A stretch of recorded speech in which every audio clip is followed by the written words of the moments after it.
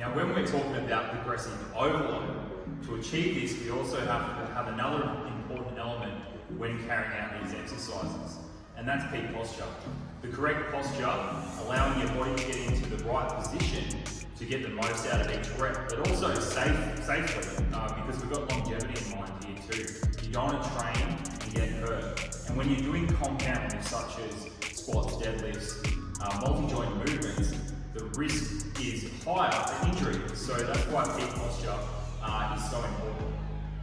So Nate's just going to jump under the bar here, and we're going to do a barbell squat. And we're going to go through some key points.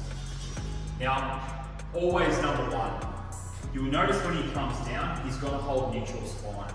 So that's keeping chest up, shoulders back, and also pushing hips back. So it's locking that spine into the correct anatomic position, and it's going to allow your body to transfer the load through your back safely.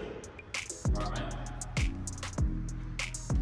So right there is thigh parallel, and that is the requirement to really overloading glutes, quads, and hamstrings for this exercise. Now, this is where you would take it for, I'll get most people to do this position, get into this position first before going even lower. Because from this position, it's really hard to maintain this, and without the correct mobility work, you will lose neutral spine and rotate through your hips. You can come up there. See you shaking. Now, Nathan has done a lot of mobility work over his time training, and it's a big goal of his to increase mobility and also longevity in the way that he wants to move. So he's going to get in a position below thigh parallel, but still maintaining neutral spine. Now, not many people can do this, and this requires a lot of hip mobility work and also upper body, shoulder work to get into this position. Now, this is an advanced technique, and if someone who's progressing into Everest would be sort of aiming to do this sort of work in regards to with their strength training with a barbell squat. Now, when we're talking peak posture, I'm going to run through a couple of not to do's. Now, when I see this happen a lot is a combination of a few things.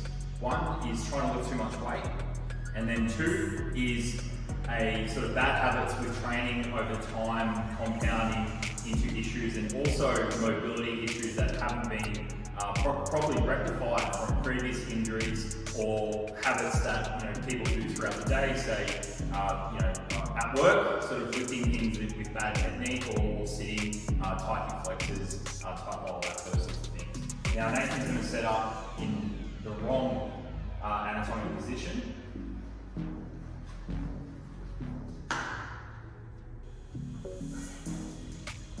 Still pretty good. Now, as you can see here, Nate's got a rounded back. So when your spine is in this position, you're susceptible to injury because you're not locked down. So the shearing point has increased a lot, and you can really do some damage to the discs in your lower back. Now, this is the most common. Now, when we're talking peak posture, all exercises, this has to be number one. And the quickest way to rectify this is think chest up, shoulders back. So Nathan, just want to set up right for me. So bang, he's pulled his chest up and shoulders back, and automatically that locks in that lower back to be that nice arch that we're looking for. And then he's just going to drive through and do a few reps.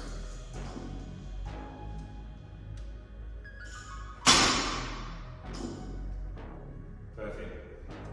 That's what we're looking for with every exercise. We want to achieve that strong neutral spine. Even if you're doing something as simple as a dumbbell row or a barbell row, you've still got to get into that position.